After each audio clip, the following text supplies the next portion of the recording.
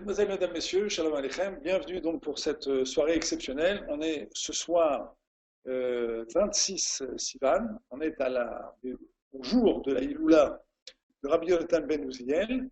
Ce cours est organisé donc dans le cadre des activités du site Torah Box. Et il faut rappeler que le Torah Box a mis en vente un livre sur le Shidur, dont je vous recommande chaudement la lecture. On l'évoquera un petit peu tout à l'heure pendant le cours. Commençons d'abord par expliquer que cette Iloula, Yonatan ben Uziel, donc Yonatan ben Uziel est enterré à Amouka. Amouka, c'est un site qui se trouve à quelques kilomètres de Tzfat, et c'est un site qui est connu donc pour tous les gens qui ne sont pas encore mariés. Nos sages, nos chachamim nous enseignent que Rabbi Yonatan ben Uziel donc n'était pas marié.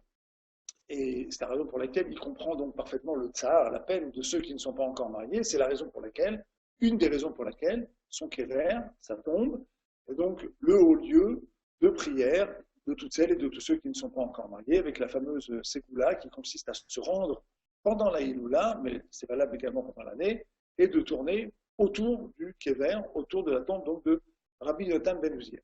Alors, on a intitulé ce cours « Je veux bien me marier, mais je ne veux pas me tromper ». Effectivement, on va tenter de répondre ce soir, on va plutôt que de répondre, on va tenter de calmer quelques angoisses.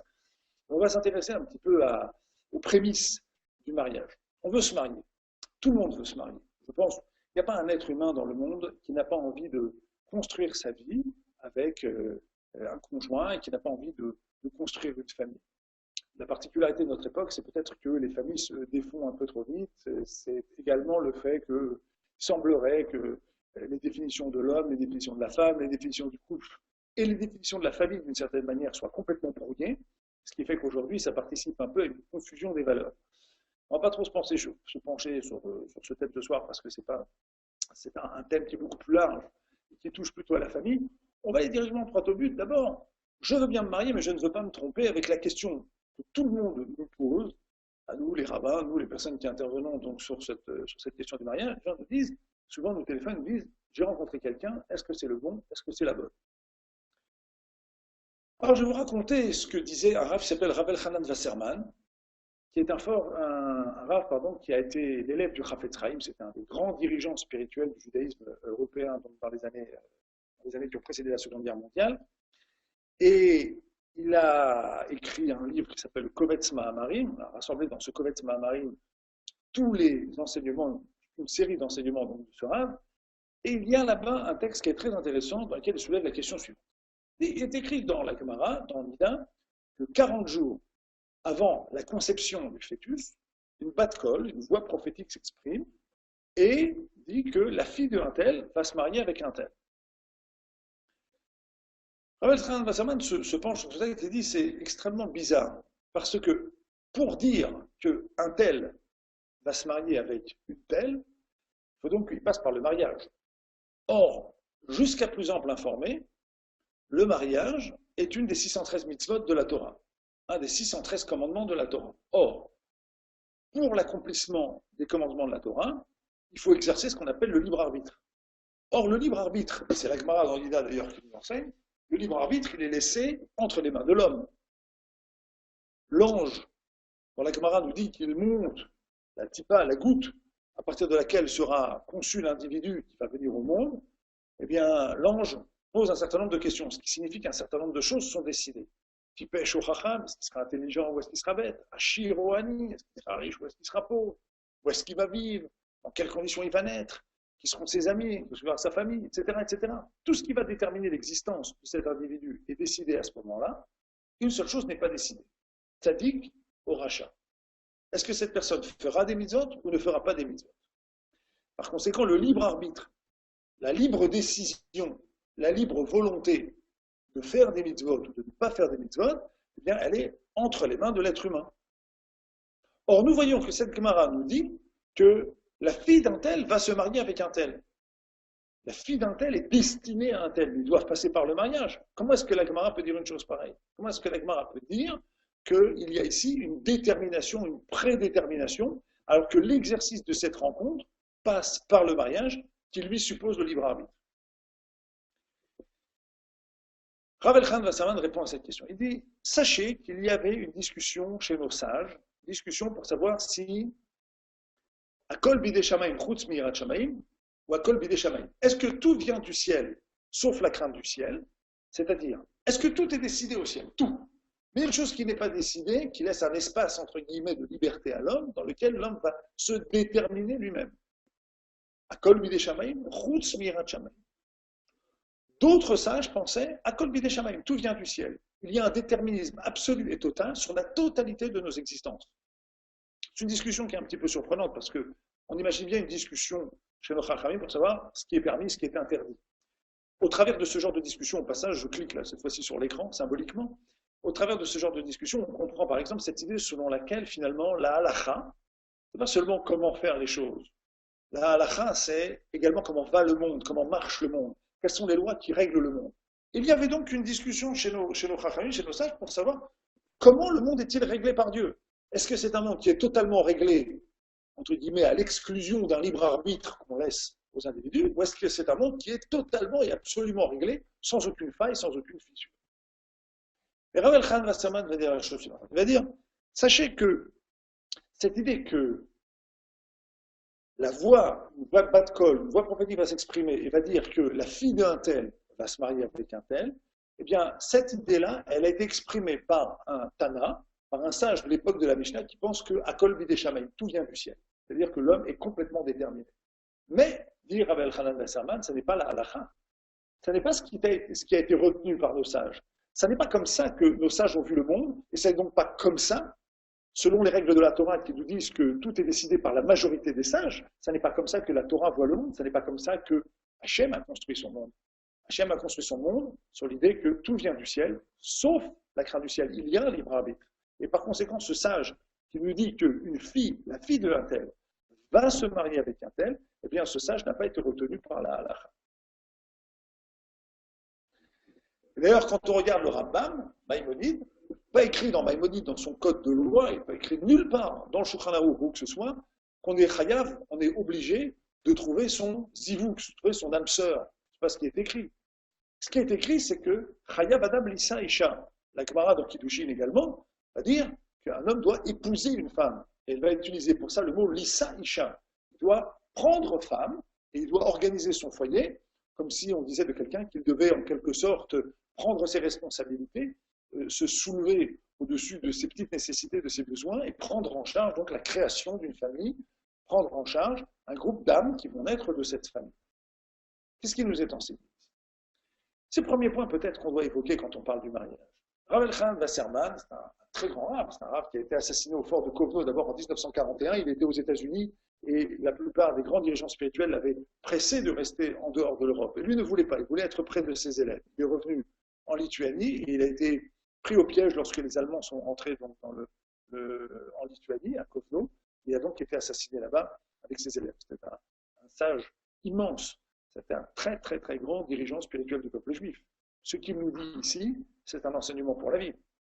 Rav Elchanan Wasserman vient et nous dit, sachez que cette idée selon laquelle le mariage pourrait obéir à une prédestination, eh bien sachez que cette idée est une idée qui n'a pas été retenue ni par la Gemara, ni même par le Shulchan Aruch. Laissez de côté cette histoire de prédestination. Et alors, qu'est-ce qu'on doit mettre en avant? On va se marier, on veut se marier. Moi, je veux me marier, mais je ne veux pas me tromper. Alors, quelle garantie j'ai que je ne vais pas me tromper avec ce que vous êtes en train de me raconter? Tout simplement que le mariage, c'est d'abord un engagement. Ah pardon, excuse-moi, je vais dire un gros mot, j'ai dit le mot engagement. Alors aujourd'hui, le mot engagement, c'est un mot terrible. D'accord? Engagement, responsabilité, patience, aujourd'hui, quand on parle du mariage, c'est presque des gros mots. Dans la saison des mariages qui est en train de se dérouler maintenant pendant tout le mois de juin, le mois de juillet, les statistiques nous enseignent aujourd'hui que dans les 5 à 10 ans qui viennent, près de 60% des couples qui se sont formés se déferont. On en parlera à la fin, mais qu'est-ce qui fait qu'un couple peut tenir? C'est d'abord tout simplement parce que le mari et la femme ils décident de s'engager. Quand on se marie, on décide de s'engager. On décide de s'engager coûte que coûte à construire. Quelqu'un qui s'engage à construire n'est pas quelqu'un qui se pose la question de savoir s'il va se tromper ou pas. Quand on s'engage à construire, la première question qu'on se pose, c'est d'abord, est-ce que moi j'ai envie de construire? Est-ce que moi j'ai les outils qu'il faut pour construire? Les outils qu'il faut avoir pour rentrer dans la vie maritale, ce sont des outils qui aident à construire, sont en premier lieu l'outil de la patience, l'outil du chesed, l'outil de la bonté, l'outil de l'écoute. Alors comment je peux savoir, moi, est-ce que si j'ai du chesed, j'ai de l'écoute, je ne me suis pas encore marié? Bah, tout simplement parce que je me suis un petit peu exercé avant. Est-ce que je suis un individu qui est capable de dépasser son égoïsme? Est-ce que je suis quelqu'un qui a de l'altruisme? Est-ce que je suis quelqu'un qui m'intéresse aux autres? Est-ce que je m'intéresse aux problèmes des autres, aux défis des autres, aux réussites des autres, à la vie des autres, pour leur apporter du bien? Est-ce que je prie pour la réussite des autres? Est-ce que j'ai une tova? Est-ce que j'ai un bon œil? Est-ce que j'ai envie de voir la réussite des autres? Si je fais partie de ces gens et si je cultive cette mida, par exemple, j'ai un des ustensiles qui est un des ustensiles qui permet de réussir dans la vie maritale. Est-ce que j'ai du chesed? Est-ce que je suis capable de prendre du temps pour m'intéresser aux autres? Est-ce que je suis capable de consacrer de l'énergie à un besoin qui ne soit pas le mien, un besoin qui ne soit pas immédiat? Est-ce que je sais me retenir? Est-ce que j'ai un petit peu de retenue? Ce genre de trait de caractère, par exemple, indique très fortement une très bonne prédisposition à la vie maritale. Ceux qui pensent qu'ils ont des manques au niveau de ce genre de trait de caractère doivent s'exercer, parce que la vie maritale, elle est faite pour ça. Chayav Adam Lisaïcha, un homme, il doit s'engager, ça veut dire qu'il doit se prédisposer à travailler pour le bien de la personne avec laquelle il s'est marié. C'est ça, Chayav Adam Lisaïcha. Ce que nous dit le Rambam, ce que veut dire ici Rav Chaim Basserman.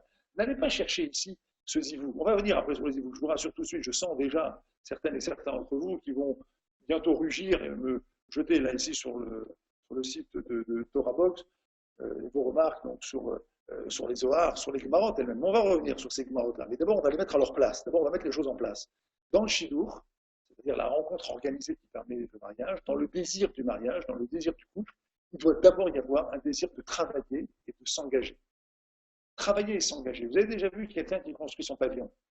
Si ça ne vous est pas arrivé, allez faire un tour une fois dans un chantier, allez voir des gens qui sont en train de construire leur pavillon. Vous avez vu, ils sont en train de poser des briques les unes au-dessus des autres, ils ont de la boue sur les mains. Vous approchez d'eux, vous leur dites, dites-moi, est-ce que vous êtes content? C'est ce qu'ils vont vous répondre. Ils vont dire, je suis content, mais je ne suis pas forcément encore heureux, je le serai vraiment quand j'aurai terminé donc cette maison. D'accord, mais pour l'instant, là, maintenant, qu'est-ce que vous ressentez? Pour l'instant, je ressens une grande satisfaction, je suis en train de construire. C'est ce genre de satisfaction qu'il faut s'apprêter à avoir. D'abord, on s'engage. D'abord, on va partager quelque chose, on va partager son existence, on va construire avec quelqu'un, on va s'investir dans la relation. Quand la Gemara nous parle du mariage, elle nous dit qu'un homme qui n'est pas marié, c'est quelqu'un qui n'a pas de choma, il n'a pas de bracha, il n'a pas donc de muraille qui le protège, il n'a pas de bracha, il n'a pas de shalom. Il lui manque, bref, ce qui fait l'assise normale d'un homme. Il n'a pas de simcha, il n'a pas même de dira, il n'a même pas d'appartement, il n'a pas où se poser en bas. Il était en quelque sorte narvenad, il était en quelque sorte errant. Un homme qui n'est pas marié ne dispose pas de tout cela. L'homme doit se marier. L'otov et adam levado, on retient un passouk, verset qu'on retient aujourd'hui pour expliquer à quel point on doit se marier. Ce passouk ne parle pas réellement de ça. C'est un passouk qui parle du fait que Adam et Chava étaient à ce moment-là, en quelque sorte, un être uni. Et il était prévu depuis le départ que cet être féminin-masculin soit un être au départ, en quelque sorte, siamois, fondu, uni, pour qu'après il puisse se séparer. Lorsque ce passouk, l'auteur Veyot Adam Levado, est apparu dans la Torah, mais Farshim, les commentateurs demandent, est-ce qu'il n'y aurait pas là, en quelque sorte, l'expression d'un regret, entre guillemets, d'Akadosh Baruch Hu, comme si, en quelque sorte, son œuvre n'avait pas été parfaite au départ. Et le Orach Chaim Akadosh explique que la raison pour laquelle, au départ, l'homme et la femme, Adam et Chava, ont été créés, unis, siamois, fondus l'un dans l'autre, c'était pour que, une fois séparés, ils aient en quelque sorte la mémoire de cette union primordiale. Au départ, ils étaient unis. Au départ, c'était un être unique. Au départ, c'était un être total. Cette mémoire, elle a en quelque sorte été inscrite en eux, de manière à ce qu'une fois séparés, ils soient habités par ce désir d'union, cette espèce de nostalgie de l'union, du fondu, cette nostalgie donc du un, du echad total et absolu. Et d'une manière générale, dans l'espèce humaine, la raison pour laquelle on nous demande maintenant de nous engager, c'est parce qu'au fond est nichée en nous cette espèce de mémoire inconsciente du fait qu'au départ nous avons fait un. Et là maintenant, ça va nous permettre de nous intéresser aux zivou. Je vais vous rassurer tout de suite. Bien sûr que le zivou existe. D'abord, la Gemara elle-même en parle. Elle parle de ce fameux Tana qui, une fois, a reçu la visite d'une femme romaine, qui lui a dit, dites-moi, que fait ton Dieu depuis qu'il a créé le monde? Alors il a répondu, il fait des mariages. Il dit, ah bon, il fait des mariages? Je lui dis, c'est très simple. Moi aussi, je peux faire des mariages. Une date de la noblesse romaine. Elle a donc pris 1000 esclaves hommes et 1000 esclaves femmes, elle les a mariés. Et le lendemain, les uns sont revenus avec un œil crevé, les autres avec le genou abîmé, les autres avec une balafre au milieu du visage. Bref, il a fallu démonter les 1000 mariages qu'elle avait organisés à grand renfort de publicité la veille. Et elle dit au Tana, eh bien, il est vraiment grand votre Dieu qui fait des mariages.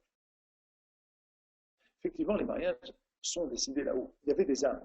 La personne avec laquelle je me marie, c'est mon zivoug. Lorsqu'on se trouve sous la choupa et que le khatan, le jeune marié, le marié, vieux marié, peu importe, le marié, glisse la bague au doigt de la kala, et bien à ce moment-là, son âme rentre dans celle de la kala. Et s'ils ont la chance d'observer ce minag en vigueur dans les communautés ashkénazes, mais qui est un minag vivement recommandé, qui consiste pour la kala à tourner 7 fois autour du khatan, et bien le khatan, en quelque sorte, a construit une muraille spirituelle. Le khatan et la kala, ce sont deux âmes qui s'unissent. Effectivement, lorsqu'un khatan et une kala s'unissent sous la choupa, ils font un zivoug. Et le fait même qu'ils s'unissent montre qu'ils étaient un zivoug prédestiné. Et la Gemara elle-même vient nous montrer qu'effectivement, les mariages se décident là-haut, effectivement. C'est une idée qu'on ne peut pas contester. Alors comment se fait-il que Rabbi Elchanan Versaman n'en a pas tenu compte? Bien, il dit, ah, attendez, vous savez, laissez tomber cette histoire de zivoug. Moi, je vais vous dire une chose, le Tana qui dit que la fille de un tel va se marier avec un tel, le Tana, le sage de la Mishnah qui a dit ça, c'est un monsieur qui n'a pas été retenu par la halakha. C'est pas comme ça que les choses elles marchent. Pourquoi est-ce qu'il dit une chose pareille? Pourquoi est-ce qu'il nous emmène sur ce chemin-là? Il laisse en quelque sorte le côté du zivoug. Pour une raison qui est très simple, c'est que nous ne sommes pas prophètes. Nous ne savons pas, nous, ce qui est zivoug, ce qui n'est pas zivoug. Souvent, on reçoit des coups de téléphone de gens qui nous disent est-ce que c'est le bon, est-ce que c'est la bonne? Qu'est-ce qu'ils attendent, les gens? Personne ne peut leur dire si c'est bon ou si c'est la bonne. La seule chose qu'on peut dire aux gens, c'est vous vous entendez bien avec cette personne? Vous pensez que c'est quelqu'un qui a des traits de caractère agréables? Vous l'avez rencontré plusieurs fois, vous avez les mêmes projets, vous avez des idées identiques sur l'éducation des enfants, vous l'habitez en Israël, en dehors d'Israël, vous êtes religieux, quel niveau de religiosité? Vous avez envie d'avancer ensemble, vous avez déterminé un certain nombre de schémas ensemble. Est-ce que vous êtes d'accord sur ces schémas? Si ça roule et qu'une espèce d'attirance s'est créée, on va en parler après dans le processus du Shidour, alors dans ce cas-là, effectivement, ça vaut tout à fait la peine de se lancer dans cette aventure. On n'est pas prophète aujourd'hui. On ne peut pas savoir qui est zivoug et qui ne l'est pas. C'est complètement ridicule. Cette prétention-là, elle est complètement ridicule, elle est complètement déplacée. Ce qu'on doit être capable de déterminer, on va terminer cette première séquence sur ce point-là qu'il faut poser, ce qu'on doit être capable de déterminer, c'est est-ce qu'on est en train de passer du temps avec cette personne? Est-ce qu'on se voit en train de passer du temps avec cette personne? Dans un shidour, on expliquera son modèle de fonctionnement, mais l'objectif du shidour, c'est au bout de quelques rencontres, 3, 4, 5, 6, 7 rencontres, ça peut durer 2 heures environ, eh bien, il y a un moment où on sent une espèce de connivence, on sent une espèce d'attirance. C'est le moment de prendre acte du fait qu'effectivement on est attiré l'un par l'autre et qu'on a envie de rester ensemble. C'est comme ça que les choses marchent. Un shidour, c'est d'abord la possibilité de laisser s'installer une connivence. Souvent on reproche au shidour ce qui précisément fait sa force. Les premières rencontres du shidour sont absolument pas faites pour se marier, elles sont faites pour savoir si vous ou non on peut faire le shidour. Les premières rencontres, c'est des rencontres qui justement recèlent toute la force du shidour. Tout simplement, on a pris des renseignements. Il y a un shidour qui a été organisé, il y a une rencontre qui a été organisée, on a pris des renseignements. D'abord, on ne va pas s'installer sans avoir pris de renseignements auprès de gens qui connaissent la personne qu'on nous a présentée. Ses habitudes, d'où elle vient, qui elle est, son niveau de religiosité. C'est un garçon, est-ce qu'il étudie, est-ce qu'il n'étudie pas, est-ce qu'il a commencé à étudier, quel est son projet dans la vie, qu'est-ce qu'il fait, il travaille, il étudie, etc. D'où il vient, qui sont ses parents, sa famille, la fille aussi la même chose. Quel est son projet, ce qu'elle veut, son engagement dans la tzniut, etc., etc., etc. Quand ces choses-là sont cernées, en une ou deux rencontres en règle générale, et que finalement on voit qu'on se retrouve sur des choses qui sont tout à fait rationnelles, qui sont tout à fait organisées, qui sont tout à fait mesurables, on voit qu'on se retrouve finalement en terrain connu, en terrain commun, alors à ce moment-là peut commencer le shidour. Le shidour, c'est quoi? On va aller se promener 6, 7, 8, 10 fois, j'en sais rien, maximum, à chaque fois, environ 2 heures, on va passer du temps ensemble, le garçon sera généreux, il invitera donc la madame, la jeune fille, à boire un verre, et puis autour d'un verre, on va avoir des conversations agréables dans lesquelles on va faire connaissance. Et on va voir. On va laisser se nouer un lien. On va laisser se nouer connivence. On va laisser se nouer quelque chose qui est de l'ordre, à un moment donné, d'une certaine attirance. On va laisser à la relation la possibilité de dire, bon, on va laisser sa chance à la relation. Ça marche, ça marche, ça ne marche pas, on peut arrêter. Alors c'est vrai que quand on prononce cette phrase pour les jeunes filles, je dis surtout pour les jeunes filles, c'est que chaque shidur pour une fille, c'est un immense espoir. Les filles n'investissent pas la même émotion dans le shidur que le garçon. Le garçon, il y va pour voir et pour être vu. La fille, elle y va parce qu'elle sait très bien que ça marche. Elle a un espoir. Elle a très peur que cet espoir soit déçu. Alors un petit conseil qu'on peut peut-être donner aux jeunes filles, d'abord, c'est de beaucoup prier. On peut le donner à tout le monde, aux garçons et aux filles. Il y a un conseil plus spécifique qu'on peut donner aux filles. Sachez que lorsque vous allez à un shidur, vous allez rencontrer un garçon, vous n'allez pas rencontrer l'homme de votre vie. Vous allez rencontrer une possibilité. C'est vrai que ça soulève beaucoup d'émotions. Mais si cette possibilité n'en est pas une, très vite, vous redescendrez et vous direz, ça n'est pas pour moi. Et vous mettrez fin à cette relation. Alors j'ai un petit peu dérivé, mais c'était à dessein, c'était de manière organisée. C'est tout simplement pour vous montrer à quel point toute cette logique du mariage, toute cette logique du shidur, en vérité, contient cette idée que d'abord on est là pour travailler. D'abord on est là pour faire connaissance. D'abord on est là pour s'engager. Effectivement, dans un premier temps, il faut que la personne que je rencontre, j'arrive à déterminer si ou non j'ai envie de m'engager avec elle. Pour ça, il faut donc prendre le temps de discuter avec cette personne. Alors évidemment, il y a la sempiternelle question des gens qui me disent, bon, finalement, où est le physique dans votre histoire? Où sont les sentiments dans votre histoire? Alors avant de répondre, je voudrais vous rappeler que ce soir, c'est la Iloula de Rabbi Yonatan Ben Uziel. Avant d'entamer cette séquence-là, je voudrais vous rappeler encore une fois que nous sommes ce soir dans un groupe organisé dans le cadre du site Torah avec un réca, un fond qui est celui de la Iloula de Rabbi Yonatan Ben Uziel. Il faut savoir une chose, lorsque on prie le jour de la disparition d'un tzaddik, et qu'on s'identifie avec ce tzaddik, il faut savoir que les mérites de ce tzaddik sont redistribués. Toute personne qui ce soir va allumer une bougie, l'Eilou Nishmat, pour l'ascension de l'âme de Rabbi Yonatan Ben Uziel, et qui va prier sur le mérite de Rabbi Yonatan Ben Uziel, de mériter d'avoir un bon zivou, de rencontrer un bon zivou, de rencontrer rapidement, le plus vite possible, dans les meilleures conditions possibles, la personne qui lui convient, le garçon qui lui convient pour les filles, la fille qui lui convient pour les garçons, cette personne ce soir va bénéficier des srouillards, des immenses mérites de Rabbi Yonatan Ben Uziel, dont on disait la Gemara en Souka nous raconte qu'il connaissait tout, y compris le langage des oiseaux. Il savait tout, il connaissait tout, c'était quelqu'un qui connaissait la totalité des secrets de l'univers.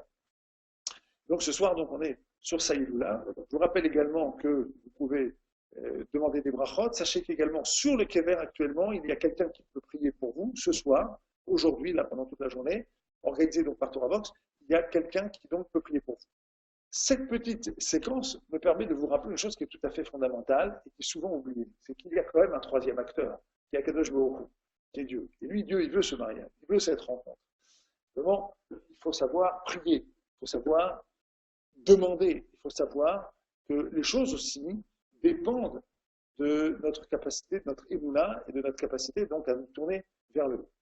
Alors je vais continuer maintenant avec une séquence donc sur le shidur. On a expliqué qu'ici il s'agit donc de s'engager, il s'agit de travailler, il s'agit de donner de sa personne. On a expliqué que dans la Gemara, donc dans la Gemara Yebamot, page 63, est écrit qu'une personne donc, qui n'est pas mariée, c'est une personne qui n'a pas de shalom, qui n'a pas de bracha, etc., etc., etc. Les hommes veulent se marier, les femmes veulent se marier. Mais pourquoi? Pourquoi est-ce qu'ils veulent se marier? Vous ne pouvez pas rester seul. Ils ont envie de s'unir. Ils ont envie de construire. Des raisons les plus faibles jusqu'aux raisons les plus fortes, on va dire que ces raisons-là sont des raisons, on va dire, légitimes. J'ai envie de rester seul, j'ai envie de construire, j'ai envie d'avoir une famille, ça s'entend.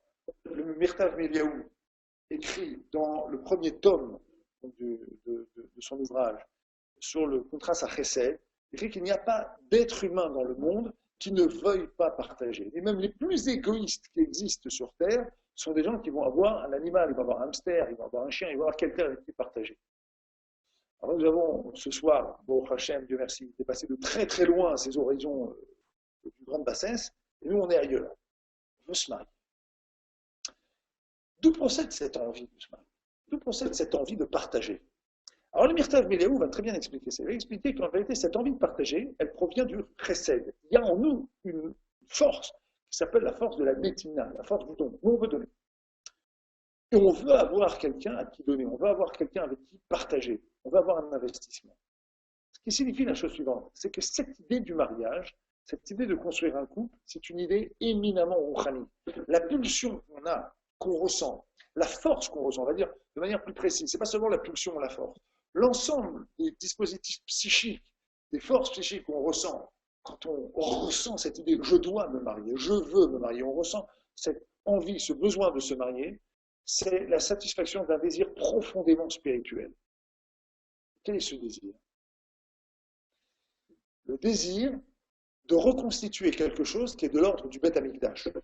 Dans les 7 brachot, les 7 bénédictions qu'on récite le soir du mariage et lors des repas de Shiva Brachot, les repas au terme desquels on récite les 7 bénédictions, on fait le rapport entre le couple et le Beth Amikdash.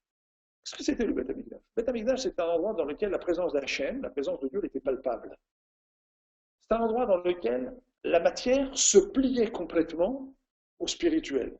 Un endroit dans lequel le monde et ses désordres, le monde et tout ce qui s'y engouffre, se pliait complètement et visiblement aux lois du spirituel. Fondamentalement, ce que nous voulons restaurer quand nous voulons nous marier, au fond, c'est ce Beth Amikdash. Cette idée que finalement, les lois du spirituel, les lois du chesed, les lois de la générosité qui sont les lois de l'âme, la générosité, le don, la construction, la capacité à surmonter ces mauvais penchants, ces mauvaises inclinations, la capacité à surmonter ce qui en nous peut amener à l'égoïsme, peut amener à la rétraction sur soi, à l'égocentrisme, à la colère, à l'orgueil. Ce qui est tapis très très loin au fond de nous, c'est cette idée qu'on a envie de dépasser tout ça. Vous savez, le plus extraordinaire, c'est que les gens ne le savent pas. Quand les gens se marient, ils ressentent un bonheur intense. Alors, le khatan et la kala, le jour du mariage, c'est un bonheur intense. Moi, j'avais un rosh yeshiva. Un rav qui disait, si le jour du mariage, c'est le jour le plus heureux de la vie, alors c'est que la vie, elle est triste.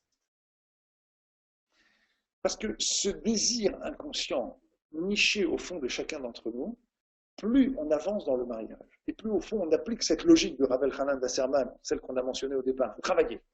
On va travailler. D'abord, on va travailler.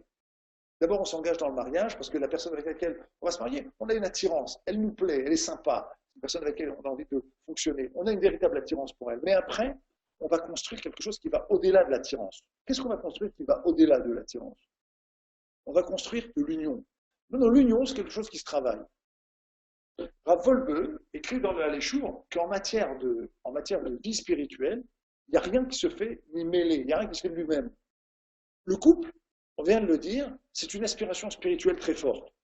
Au sens où, encore une fois, je le répète, cette envie de donner, cette envie de partager, c'est quelque chose qui est d'ordre de l'âme, c'est pas l'envie du corps. Le corps, lui, il veut dormir, il veut manger, il veut boire, il veut profiter, il veut tirer profit, il veut prendre, il veut jouir de la vie, il veut rien de tout ça, il veut rien de tout ce qui est de l'ordre du don, de l'ordre de la patience, lors de la lutte contre la colère, contre l'orgueil, contre la paresse, il veut rien de tout ça, le corps. C'est l'âme qui veut ce genre de choses.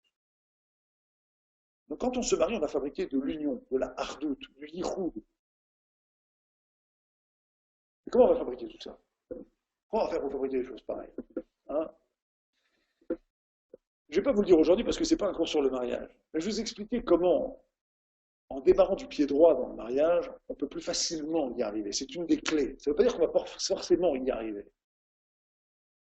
Beaucoup de gens nous disent, vous savez, moi, votre idée du judo, vous êtes bien gentil, mais moi, j'ai bien envie de la connaître avant le mariage, j'ai bien envie de le connaître avant le mariage. Vous voyez ce que je veux dire? Connaître, je ne sais pas ce que c'est ce connaître-là, mais en tout cas, tel que les gens ont l'air de le véhiculer, ça suppose que le physique aura sa part dans la connaissance avant le mariage. Il faut savoir que le physique, il joue le rôle du mur de Berlin côté communiste, il empêche de voir la vérité. Pourquoi? Parce que dans le physique, il y a les satisfactions du physique, mais sans l'investissement nécessaire. Dans le mariage, une grande mitzvah pour un homme et une femme d'avoir des relations dites physiques. C'est parce que c'est dans une ambiance de construction et de travail. Mais s'il n'y a pas de construction, s'il n'y a pas de travail, alors qu'est-ce qu'il y a? Il n'y a que le plaisir. Le jour où mon plaisir varie, c'est terminé. C'est comme ça que les gens restent ensemble pendant 5 ans, 10 ans, puis après, les choses se défont avec, évidemment, toutes les blessures psychologiques insupportables, et notamment pour les filles. Ah, il y a des gens qui y tiennent absolument. Et puis après avoir passé 1, 2, 3 ans à se connaître, être bien certains de se connaître, alors ils vont passer sous la choupa. Donc ils arrivent sous la choupa, ils se marient, et le lendemain, un mois après, un an après, 6 mois après, 2 ans plus tard, ça finit par sauter. Pourquoi? Ben, c'est très simple. Il y avait Louis et Claire. Ils s'entendaient très bien avant le mariage. Mais après le mariage, qu'est-ce qui se passe? Louis ne voit plus Claire, et Claire a perdu Louis. C'est-à-dire qu'ils ne sont plus capables de se parler tranquillement, ils ne sont plus capables de s'apprécier, ils ne sont plus capables de s'écouter. Pourquoi? Ben, je vais vous donner un grand secret. Mais je voudrais juste que vous me promettiez une chose. Alors faites-moi cette promesse, je vous en supplie. Dans un grand secret, faites-moi plaisir, répétez-le. Sachez une chose, c'est qu'on ne peut rien savoir du mariage avant de s'être marié. C'est tout simplement, on peut se connaître pendant 20 ans. Mais tant que je n'ai que les avantages, et pas entre guillemets les inconvénients, c'est-à-dire l'obligation de travailler pour construire. Je ne me connais pas, je ne sais pas qui je suis. Je ne peux savoir qui je suis que lorsque je suis, en quelque sorte, je me suis posé dans un cadre dans lequel je dois faire les choses. Parce que ce je dois-là me met en face d'un abîme. Mais en même temps, il me met en face de ma grandeur. Et je dois choisir. Est-ce que je veux donner? Est-ce que je veux écouter? Est-ce que je veux construire? Est-ce que je veux surmonter mes colères? Est-ce que je veux surmonter le fait que j'ai raison? J'ai raison, c'est moi qui ai raison. Oh, très bien, j'ai raison. Il y a des gens, ils ont raison tout le temps. À la fin, ils finissent tout seuls, parce qu'effectivement, ils ont raison. T'as raison, t'as raison, t'as raison. Tout le monde dit, t'as raison. Il va absolument avoir raison. Et au bout de 10 ans ou 15 ans, effectivement, ils sont tous seuls, mais ils ont raison. Qu'est-ce que tu veux? Tu vas avoir raison. En Israël, on a un terme un peu plus rapide. On dit, l'objet de la vie, c'est pas d'être tzodek, c'est pas d'avoir raison, c'est d'être chacham. La réussite du mariage, elle ne tient pas dans la personne avec laquelle on se marie. Elle tient dans la manière dont on commerce avec la personne avec laquelle on se marie. C'est comme ça qu'un mariage peut réussir.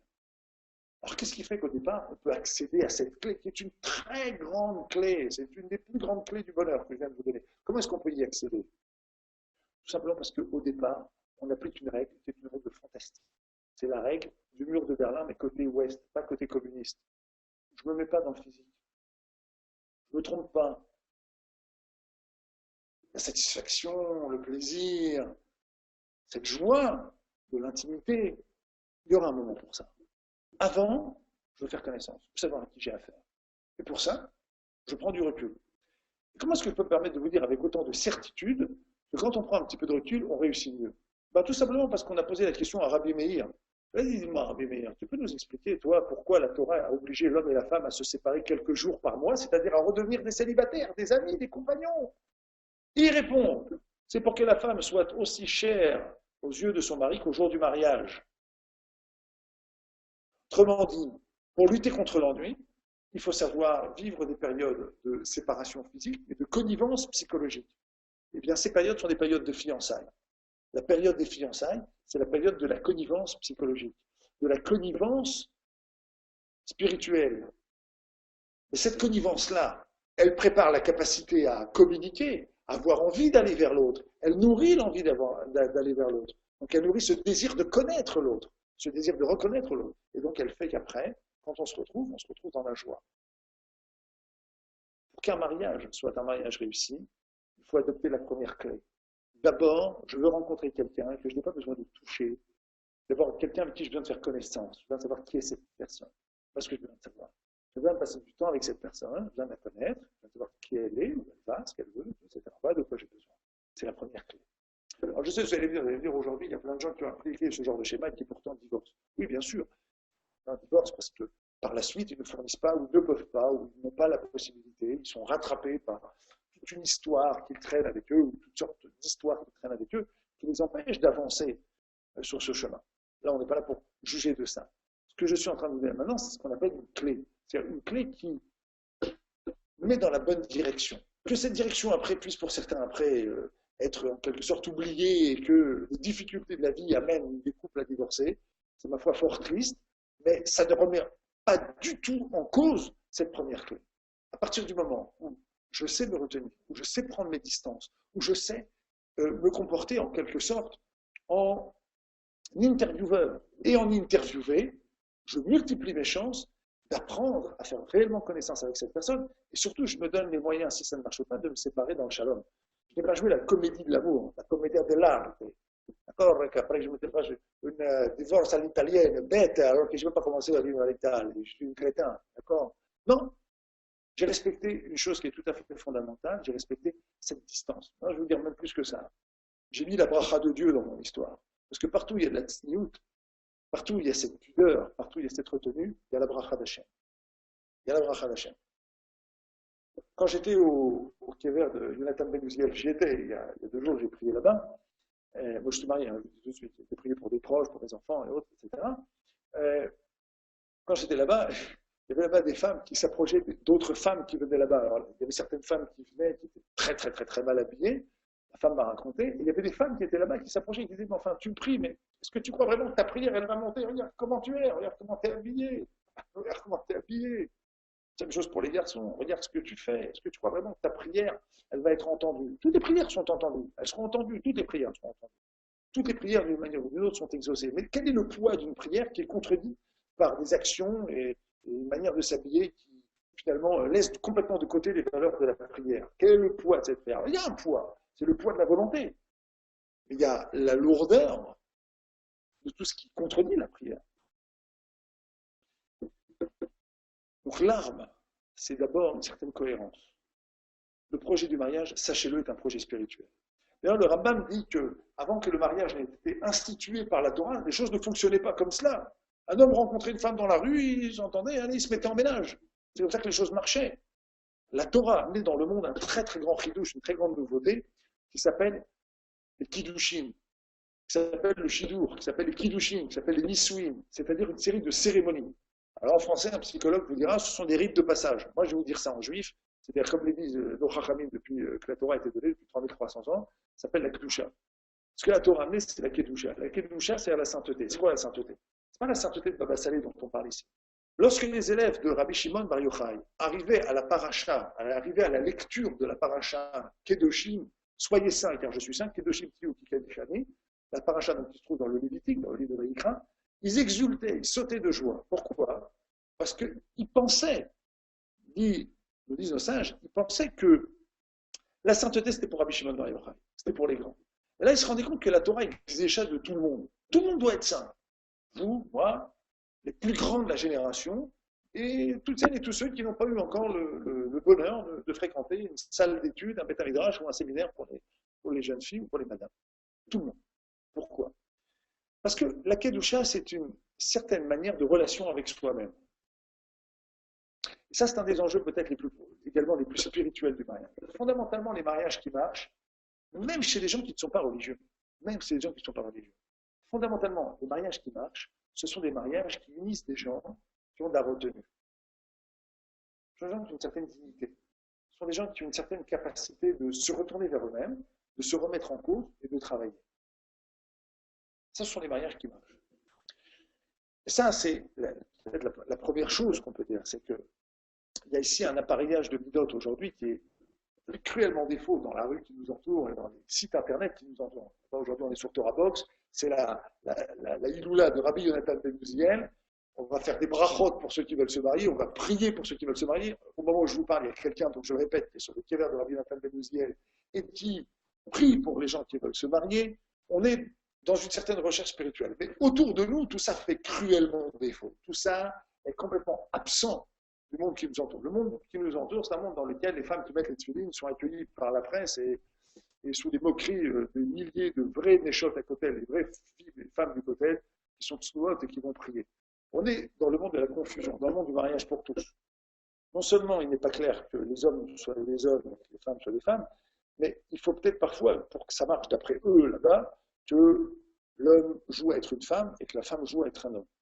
Nous sommes le dernier précaré, nous les Juifs, le peuple de la Torah, le peuple du livre, qui véhiculons cette même Torah depuis 3300 ans, nous sommes le dernier précaré de résistance contre cette folie. Les hommes sont des hommes, les femmes sont des femmes, ils ont un lieu pour s'unir qui s'appelle la cellule familiale. Dans la cellule familiale, chacun va apporter ce qu'il doit apporter, l'homme en tant qu'homme et la femme en tant que femme. Et chacun a sa place. Il y a un roi et il y a une reine. Les rois ont toujours des reines, et les reines ont toujours des rois. Et ils mettent au monde une famille avec des jolis princes et des jolies princesses qui à leur tour deviendront des rois et des reines. ça n'est pas d'idéalisme mal placé que je dis autre chose pareille. C'est comme ça qu'une famille juive se construit. On va maintenant arrêter cette séquence et aller s'intéresser au shidur proprement dit. Notre projet à nous est de proposer aux gens donc de faire des shidurim. Comment ça marche? On a expliqué déjà qu'un shidur, en son point de départ, c'est d'abord une rencontre sur des choses qui sont tout à fait rationnelles. Alors il y a un point aujourd'hui qui est peut-être mal vécu, c'est qu'on appelle shidur des choses qui n'en sont pas. Très souvent on reçoit un coup de téléphone, et quelqu'un qui dit, tu sais, tiens, je connais un tel, tiens, tu devrais l'appeler, puis tu devrais voir. Et hop, il y a un coup de téléphone, il y a une rencontre, et puis après on va sur des histoires, des déceptions et autres, etc. C'est pas ce qu'on appelle un shidur. Dans un shidur, si on regarde dans ce très très beau livre là, qui a été édité par Torah Box, qui s'appelle Shidur, là dans l'introduction, je vais en donner un avant-goût parce que ça vaut la peine d'écouter ça. Vous avez ici l'explication du mot shidur, donc le procédé par lequel les hommes et les femmes se rencontrent. Alors, vous avez le Ran, qui était un Rishon, un commentateur talmudique du XIVe siècle, il dit que le mot shidur trouve son origine dans la langue araméenne et comporte l'idée de sérénité. Vous avez dans le traité Shabbat et dans Baba Metzia, dans Shabbat c'est page 5b et dans Baba Metzia c'est page 85b, d'autres significations. Shidur ça veut dire irvouv, mélange ou kishur, lien. Ça c'est extraordinaire parce que l'auteur, le Rav Sidbon, l'auteur de ce livre, conclut cette introduction en disant c'est exactement ça ce qu'on veut dans le mariage. On veut qu'il y ait un mélange, on veut qu'il y ait un lien et qu'ensuite il y ait une certaine sérénité. Alors pour que le shidur se passe sur ce modèle-là, pour que ça puisse marcher de cette manière-là, il faut se rappeler d'une chose. Il faut se rappeler qu'on ne peut pas faire de shidur si on n'est pas entouré, si on n'est pas conseillé. Il y a beaucoup de gens qui ont du mal à s'y retrouver eux-mêmes. Vous savez, dans la vie, il y a l'enfance, il y a l'adolescence et il y a l'âge adulte. L'enfance, c'est le moment où on est dans le rêve, on est au moment où on profite. Un enfant, il profite. Puis à un moment donné, arrive l'adolescence. Il y a une espèce d'indétermination. L'être ne sait plus qui il est. Il valse. Puis ensuite, il parvient progressivement à l'âge adulte, et là, il arrive à déterminer un certain schéma d'existence, un certain schéma psychique, il arrive à se retrouver dans un certain schéma, et là, il acquiert donc une capacité à construire, à donner, à partager, devient adulte. Dans le shidur, il y a beaucoup de gens qui sont encore dans leur propre adolescence, parfois même dans l'adolescence de leur teshuva. Vous savez, moi je veux bien faire Shabbat, je veux bien faire Kashrut, je veux bien faire Taharat Mishpacha, mais la femme dit courir les cheveux, c'est pas encore ça. Le garçon, il dit, vous savez, bon, ils sont des gars, embrasser, pas clair. Ils sont dans l'adolescence de leur teshuva. Alors qu'est-ce qu'ils font? Ils ont un pied en bas, un pied en haut. Effectivement, très souvent, ces gens-là, lorsqu'ils rencontrent quelqu'un, ils disent, ah non, il est trop, ça c'est trop pour moi. Ah non, c'est beaucoup trop. Alors on rencontre quelqu'un, ils disent, ah non, je suis plus là-dedans, moi. Alors on les voit comme ça, puis mais c'est pas possible. On me présente toujours des gens qui sont trop ou des gens qui sont trop bas. C'est normal. C'est tout à fait normal. Parce que même sont à 2 étages. Donc celui qui est à l'étage du haut va toujours dire non à ce qui est à l'étage du bas, et ce qui est à l'étage du bas va toujours dire non à l'étage du haut. Lorsque quelqu'un est dans l'adolescence de sa tchouva, il a beaucoup de mal à régler son mariage. Alors, ça représente une très grande partie de la population. Il y a d'autres personnes, par contre, qui ont un petit peu de mal à s'y retrouver en eux-mêmes. Cela et cela doivent le savoir. Quand on arrive au stade du mariage, au stade des rencontres, il faut être entouré, il faut se faire conseiller. Il faut avoir auprès de soi un talmid racham, une rabbinite, une femme expérimentée, une femme qui a de l'écoute, qui a un peu de bouteille, d'expérience, un homme aussi qui a de l'expérience, qui a étudié, si possible donc une femme de Torah, un homme de Torah, et qui sont des gens qui vont pouvoir vous écouter et qui vont pouvoir vous donner des conseils. On ne peut pas faire de shidur si on n'est pas conseillé et si on n'est pas entouré. C'est impossible. Alors évidemment, vous me citerez qu'il y a des exemples qui disent le contraire. Moi, je vous donne ici des principes qui marchent. Principe milechatrila. C'est-à-dire, a priori, c'est comme ça qu'il faut que ça marche. On ne peut pas faire si on n'est pas conseillé, on ne peut pas faire si on n'est pas entouré par des gens qui ont un petit peu de recul et qui peuvent nous aider et qui peuvent nous guider. Il y a aussi une autre loi qu'il faut savoir respecter dans le shidur, une loi tout à fait fondamentale, c'est que c'est moi qui vais me marier. C'est-à-dire que la décision m'appartient. Les conseilleurs ne sont pas des gens qui vont, en quelque sorte, prendre possession de mon esprit. Ce sont des gens qui vont me guider. La décision, c'est moi qui la prends. C'est moi qui décide. C'est moi qui décide si oui ou non j'ai envie de me marier ou pas avec cette personne. Personne d'autre. Mais étant donné que cette décision, c'est une décision que je dois prendre, mais pour lesquelles je n'ai pas tous les ustensiles, il y a des gens qui vont se mettre autour de moi et qui vont m'aider. qui vont m'aider de leurs conseils, qui vont m'aider de leur expérience. Il y a un autre point aussi dans le Shidur, c'est que, qui représente peut-être l'avantage, mais l'avantage suprême du Shidur, c'est l'avantage absolu, on va dire, c'est le coup qui tue toutes les autres formes de rencontres possibles et imaginables. C'est que dans le Shidur, dès le départ, les choses sont claires. Je n'ai pas rencontré l'autre pour le draguer. Je n'ai pas rencontré l'autre pour le séduire. Je ne rentre pas dans une logique de séduction. Je rencontre quelqu'un pour me marier. Vous savez, c'est pas si clair que ça. Parce que lorsque les gens acceptent de rencontrer quelqu'un sans que ça se passe dans une logique de Shidur, c'est-à-dire dans une logique où il y a des conseillers, où on a pris des renseignements au préalable, on a téléphoné à des gens qui connaissent le ou la, des gens qui connaissent, des gens qui vont pouvoir vous dire qui c'est, d'où elle vient, d'où il vient, qu'est-ce qu'ils veulent, qu'est-ce qu'elle veut, etc., etc. Lorsqu'on se met en dehors de ce genre de cadre, on fait une rencontre. Qu'est-ce qui se passe pendant cette rencontre? Même si on a décidé, entre guillemets, de se mettre dans un shidur. Mais là, si on a une moitié de shidur, qu'est-ce qui se passe? Il se passe des jeux de séduction. Et lorsque ces jeux de séduction perdurent, et en général, c'est ce qui se passe dans ce type de rencontre. Ça va durer pendant quelques semaines, ça peut même durer quelques mois. Qu'est-ce qui se passe à la fin? On obtient exactement les mêmes blessures, les mêmes problèmes que pour des gens qui n'ont observé aucune des règles du shidur, ou qui rompent à la fin, et qui se créent en quelque sorte des blessures psychologiques. Dans tous les cas de figure, cette logique de séduction, cette logique dans laquelle on s'embernificote comme ça, on rentre sans y rentrer, on y est sans y être, on y vient sans y venir, on y rentre mais c'est un reculon. Oui mais pourquoi pas, etc., etc., etc. Il faut savoir, la plupart du temps ça débouche sur des malentendus, sur des quiproquos et des malentendus, des quiproquos et des malentendus, et la plupart du temps ça finit toujours avec une odeur de roussi, avec une odeur de quelque chose qui brûle. Donc, il faut savoir que cette logique qu'on propose dans le Shidur, c'est une logique qui produit des effets positifs si on accepte d'y être à 100%.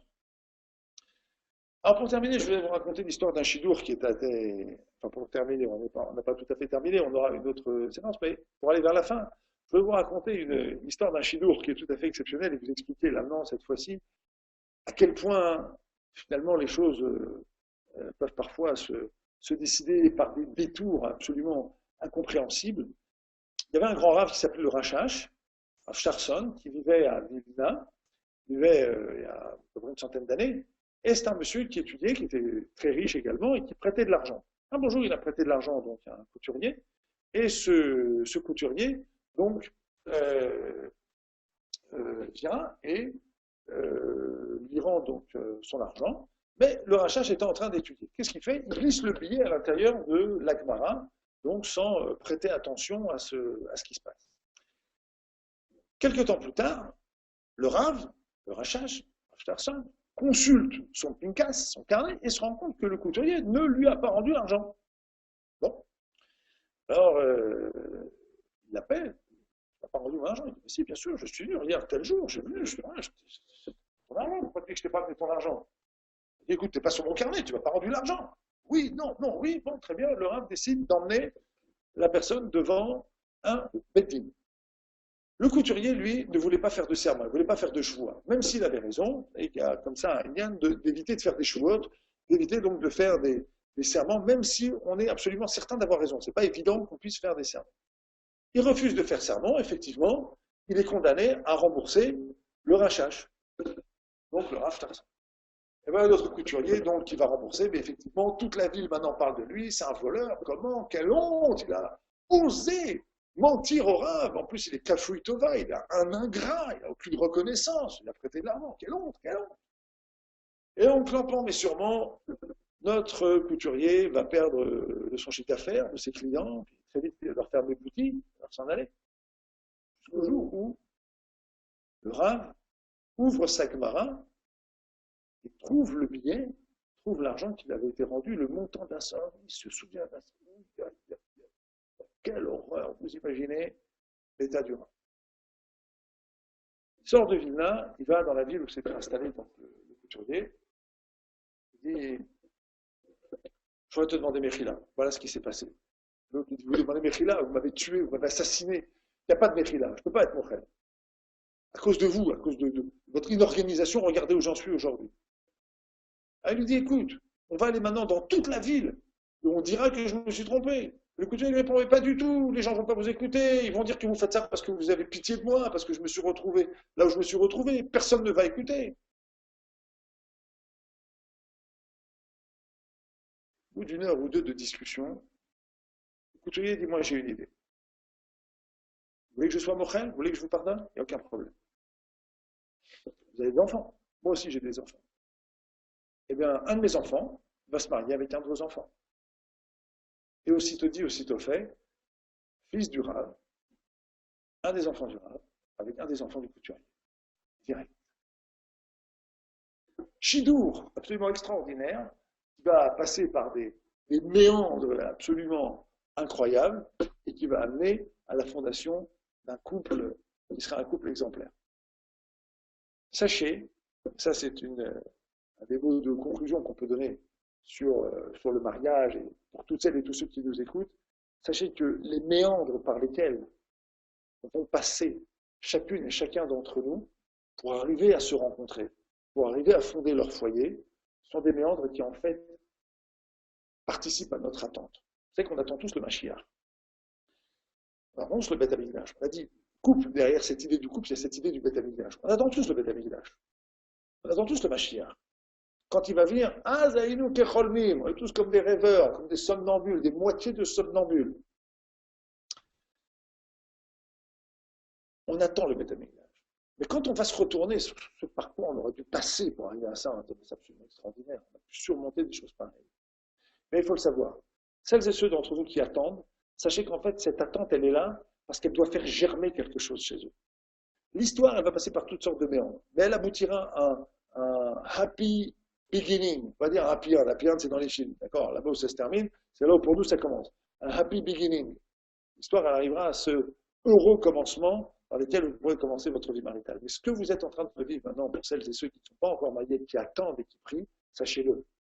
C'est quelque chose qui est destiné à vous donner des dimensions, à faire germer de nouvelles dimensions chez vous. L'attente, elle est souvent destinée à faire prendre conscience à chacune et chacun d'entre nous que quelque chose nous manquait pour recevoir le cadeau qu'Hachem a envie de nous envoyer, que la vie va nous envoyer.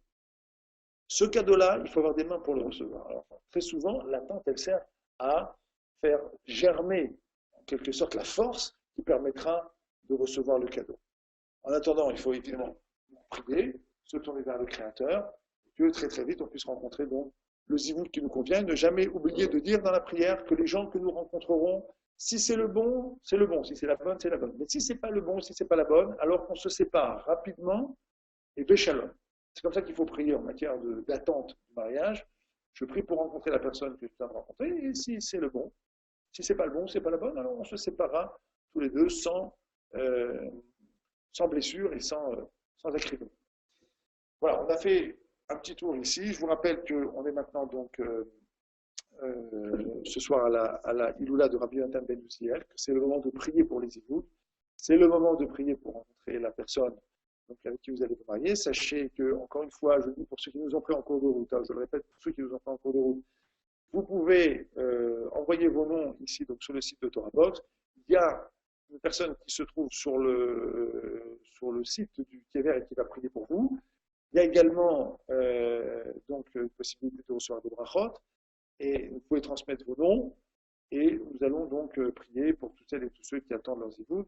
Et également, je répète encore une fois, sachez que le jour de la Iloula d'un tzaddik, le jour de donc, du décès d'un tzaddik, de l'union du tzaddik avec son âme supérieure, eh bien, sachez que ce jour-là, les mérites du tzaddik rejaillissent sur ceux qui s'identifient avec lui. Alors, Rabbi Yonatan Ben Uziel, c'était avant tout un grand tana.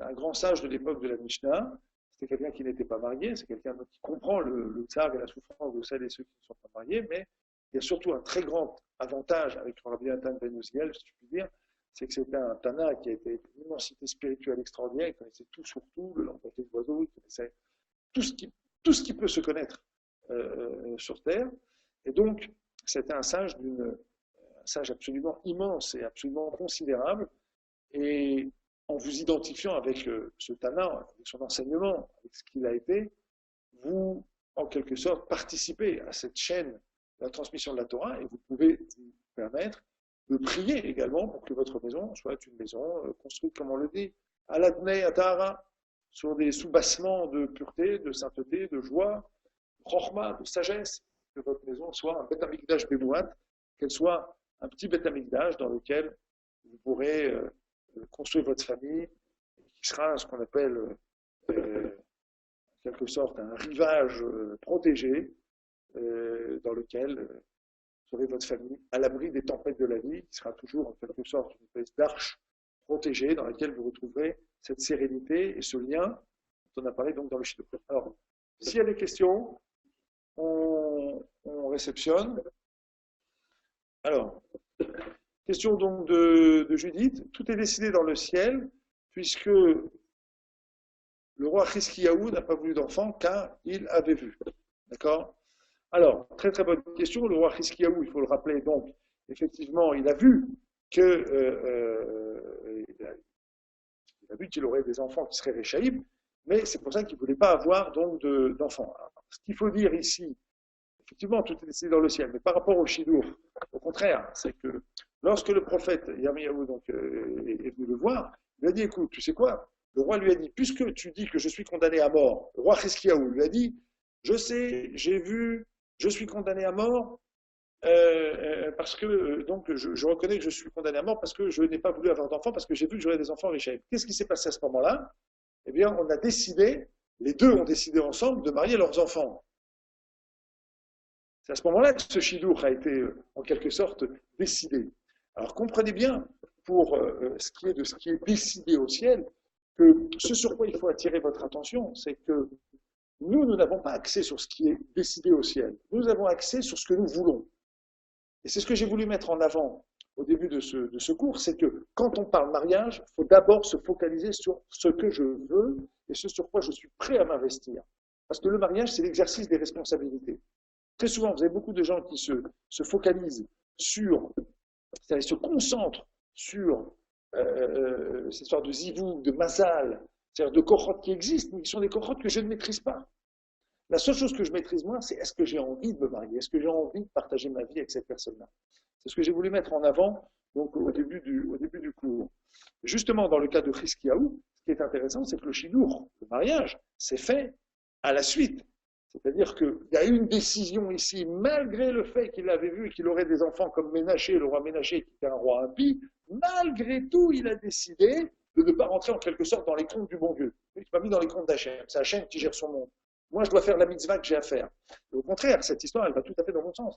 Elle montre qu'il a décidé de faire son devoir, de faire ce qu'il avait à faire, malgré précisément ce qu'il savait. C'est-à-dire qu'il a décidé de faire sa part dans le mariage, dans l'idée du mariage, dans le projet du mariage. Je suis là pour faire ma part. Je ne suis pas là pour faire celle d'Hachem, je suis là pour faire la mienne.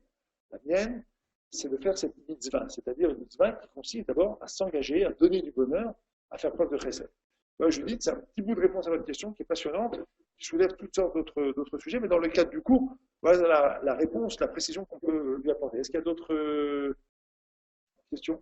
Alors, les brachot, on va dire des brachot. Alors, celles et ceux qui sont avec nous, je demande de répondre Amen. On va souhaiter, alors on demande de souhaiter donc un bon zivou pour Avraham ben Mordechai, Yehuda ben Mordechai, Sultana bat Simcha, Yehuda ben Mordechai. Alors, il y en a d'autres derrière, on va les lire. Je vais faire un Miché Bérach, d'accord? Et je vous demande de dire Amen. Miché Bérach, Avodenu, Abraham, Isaac, Yaakov. Ou Ishla, Zivug, Agun. Les Avraham ben Mordechai, Yehuda ben Mordechai, Sultana bat Simcha, Yehuda ben Mordechai, Avraham ben Mordechai. Avidan ben Nejma, Yehudi Tiel Emuna bat Germuna, Simcha. Et Sarah Esther bat Germuna, Simcha. Également un zivug Agun pour Yael bat Myriam, Deborah bat Esther. Un bon zivug pour Sarah bat Sarah, Esther Nelly bat Sarah. Également pour Carole bat Suzanne, Balbin bat Suzanne. Également pour Moshe ben Perla. Et un zivug Agun pour Rivka bat Perla et Moshe ben Perla. Également un bon zivug pour Tamara bat Esther. Binyamin ben Sarah, un zivug Kacher pour Binyamin ben Sarah. Un zivou pour Meital bat Gabi et Lior ben Gabi. Un bon zivou pour Johanna Dina bat Esther, pour Esther Hanan Eli bat Simcha, Tamar Chaya bat Sarah, Myriam bat Rachel, Esther bat Abraham Avinu, Johanna Yochevet bat Myriam, Anaël bat Noralina Simcha, Aurélie Deborah bat Monique Hassiba, Emmanuel Paulette Myriam bat Sophie Julie Ruth, Géoula bat Sylvia Alia, Shlomit bat Sylvia Alia, Odélia Rivka bat Chantal Hana, Shmuel ben Myriam, également un zivouk cette année pour Eva Simcha bat Rina Renet Rezala. Et pour Fleur Henriette Rebecca Rivka bat Rina Renet Rezala. Et également un zivouk Amiti, le Shah Tova, pour tous les célibataires du Ham Israël. Un bon zivouk également pour Déborah bat Rachel, Laure Léa bat Solange, Muriel bat Jeanne, Benny bat Rachel, Yael bat Ruth. Zivouk Agoun également pour Achinoam, Yaalomit, Chana bat Chaziza. Zivouk Agoun pour Sol bat Michel Kaika. Zivouk Agoun Cheftsiba pour Cheftsiba Simcha, Tamar bat Myriam. Zivouk Agoun pour Chaim Shalom ben Anet Chana. Michael Moshe ben Simon. Yosef ben Esther Chaya. Shalva Rachel Simcha bat Anet Chana.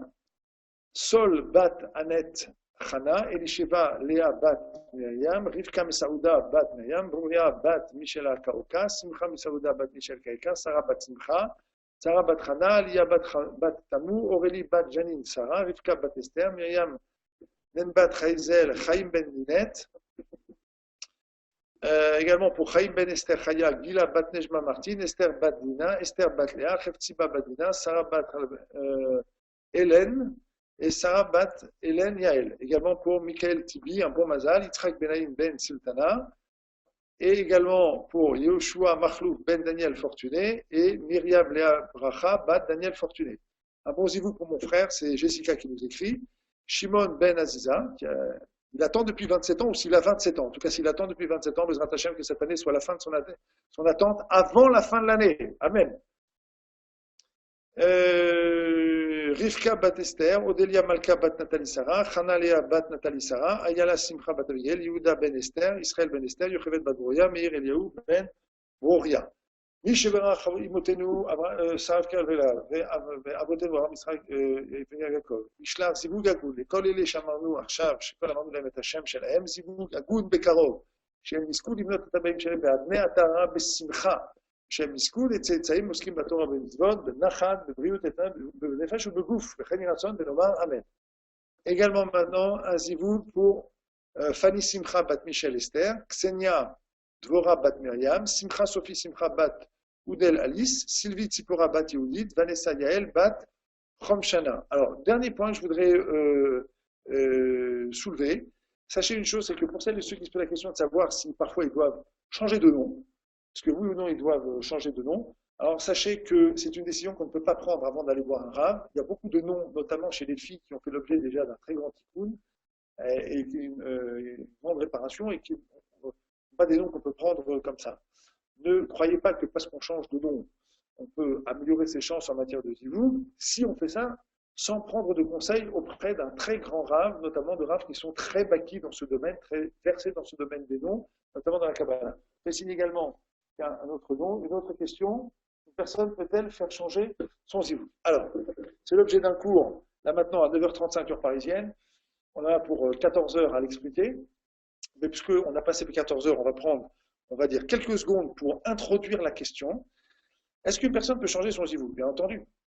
Dans une vie, chacun d'entre nous peut avoir plusieurs âmes, c'est-à-dire plusieurs possibilités d'épanouissement ou au contraire de chute sur le plan spirituel. Par exemple, Korach devait aider Moshe Rabbeinu dans la réparation de l'âme de Hevel. On rentre maintenant dans les détails, mais il se trouve qu'en rentrant en marloquette avec Moshe Rabbeinu, il a pris les âmes des gens de la génération de déluge, de la ville de Sdom et Amora, donc des gens qui ne sont pas tout à fait sympathiques. Donc on change dans notre vie. On a des potentiels spirituels, qu'on appelle les bouts de Neshama, qui s'agrègent à nous et qui nous donnent la force. Par exemple, la Teshuvah, quand on fait Teshuvah, eh bien, on bénéficie de ce qu'on appelle un Hibour Neshama, c'est-à-dire qu'on reçoit un bout de Neshama du tzaddik qui, dans la génération précédente, faisait que les gens faisaient Teshuvah. Et de manière plus lointaine, on reçoit également un Nitzot, une étincelle de la Neshama de Moshe Rabbeinu. Il est évident que quelqu'un qui accueille en lui un bout de la Neshama de Moshe Rabbeinu, un bout de la Neshama du tzaddik qui, dans la génération précédente, faisait que les gens faisaient Teshuvah, il est évident que cette personne démultiplie ses possibilités maintenant pour avoir un zivoug en rapport avec ce qu'il est. Et ça, c'est peut-être l'aspect, disons, le plus souterrain, caché de ce que je vous ai dit au départ. La raison pour laquelle il faut beaucoup travailler, il faut beaucoup s'engager, c'est parce qu'au fond, quand on travaille et qu'on multiplie les ustensiles spirituels, on change de carrure spirituelle. Donc, effectivement, on a tout à fait les chances de recevoir, non pas, je ne dirais pas un autre zivoug, mais un zivoug adapté à ce que nous sommes devenus. À l'inverse, également, un homme peut tout à fait perdre son zivoug. On peut perdre son mazal. On peut perdre son mazal si les hommes se livrent à la débauche. Ils peuvent perdre le mazal. Mazal, c'est des lettres de Motzi Zera le Batala. C'est l'initiale de sortir de la sémence en vain. Motzi Zera le Batala, c'est ce qui fait qu'un individu peut perdre son mazal. Il peut perdre énormément de possibilités. La teshuva peut reconstituer, le repentir, les bonnes actions, tout ce qu'on peut faire en matière de Torah, de mitzvot peut reconstituer, mais il y a des choses qu'on peut absolument défaire. Puis effectivement, on peut perdre son zivoug, et effectivement, on voit par exemple que Esav, en se comportant comme il s'est comporté, a perdu ses zivougim, il a perdu Dina. Il a perdu Dina. Dina, elle avait la possibilité de faire tchouva et de le faire grandir et de lui donner la possibilité d'accomplir ce pourquoi il était venu dans le monde, c'est d'être associé de Yaakov. Mais Vaïvez Esav et Tabechora, il a méprisé ce qui lui était proposé, il a perdu effectivement son zivoug. Donc oui, on peut le perdre, on peut le regagner, mais encore une fois, il faut bien prendre le compte du fait que ce qui compte d'abord, c'est qu'on se réalise sur le plan spirituel et qu'on soit dans une logique de remise en cause, d'effort sur soi et de travail sur soi. Alors, on va recevoir encore quelques brachot. En attendant, je voulais vous lire quelques conseils de cet ouvrage magnifique. Hein. Ça, c'est Torah Box donc, qui l'édite. C'est un livre sur le Shidour. C'est le Rav Nathan Shafir donc, qui l'avait écrit. Alors, il y a ici quelques rencontres intéressantes. Je vous dis quelques anecdotes parce qu'elles sont amusantes, mais elles montrent un petit peu comment ça marche. Une jeune fille, par exemple, appelle un jour, et elle dit, au moment de payer l'addition qui s'élevait à 12 euros, il n'avait que 5 euros sur lui. Alors je dois me payer la note. Il ne m'a même pas donné 5 euros. Je ne veux plus le revoir. Alors en vérité, cette grande chose était une toute petite chose parce que le jeune garçon avait perdu son portefeuille et n'avait pas osé le dire à la jeune fille. Et il ne lui restait que 5 euros, qui était la somme tout juste suffisante pour rentrer chez lui. Et lorsqu'ils se sont revus, il a tenu à la rembourser. Alors c'est vraiment une chouette. Dans la vie, il y a, dans la vie maritale, je parle dans le couple ici, il y a un très très grand ennemi du bonheur qui s'appelle l'impulsivité. D'accord? C'est que très souvent, une fois qu'on a réussi à franchir la barrière du Shidour, alors maintenant j'accepte la vie du Shidour, comme on dit dans la prière du soir, on demande à Kadosh Baruch Hu d'enlever le Satan qui est devant nous, mais d'enlever le Satan qui est derrière nous. Quand on doit avancer, on doit casser des barrières devant nous. Il faut pas oublier qu'il y a aussi, on traîne des bagages derrière. L'impulsivité, c'est le plus grand ennemi du Shalom Bayit, mais c'est aussi le plus grand ennemi des choix. Il faut savoir une chose, c'est que nos sages nous ordonnent d'être Melametzrout, et Vedan et Kol Adam. La personne que vous allez rencontrer, c'est une personne que vous pouvez vous permettre à son sujet le luxe d'être Melametzrout. Il faut savoir ne pas prendre une décision de manière précipitée, et il faut savoir écouter ses réticences, c'est vrai, mais quand parfois on jauge que les réticences vont de pair avec quand même un certain nombre de choses qui sont positives, ça vaut la peine parfois de tendre l'oreille et d'écouter et d'essayer d'aller un petit peu plus loin. Bon, juste d'autres brachot. Alors, je vous demande de dire Amen cette fois-ci. Donc, Misheberach, Avotenu, Avraham, Yitzhak, Yaakov, Ve'imotenu, Sarah, Rivka, Chelela, ou Yishlar, Zivug, Agun, Bekarov, Lifte Sof Hashanah, B'nat Hashem, et Sarah, Bat Kamra, et Tzipora, Bat Sarah, Sarah, Bat Avraham, Sarah, Carol, Bat Michel, Esther, Michel, Esther, Bat Juliette, Maïssa, Jonathan, Pinchas, Ben, Chomshana, on a déjà dit lui, hein, tout à l'heure, Déborah, Bat Marlène, Léa, mais lui, bon, il va se marier, c'est bon. Et tous les autres aussi d'ailleurs, mais comme celui-là est passé 2 fois. Un bon zivoug également pour Déborah Bat Esther, un zivoug agoun pour Esther Ditsa Bat Ruth, Martine Mazeltov Bat Marcel Saad, Nitsevet Bat Chava Yafa, Shifra Bat Esther Necha, un bon zivoug pour Sarah Bat Sephora, Levi Avishai Ben Chava Yafa, et également pour ma nièce Chana Bat Pascal. Voilà. Et je vous dis à tous et à tous, Bezrat Hashem, à très bientôt, et que Hashem envoie à chacune, à chacun d'entre vous, son zivou, avant la fin de l'année,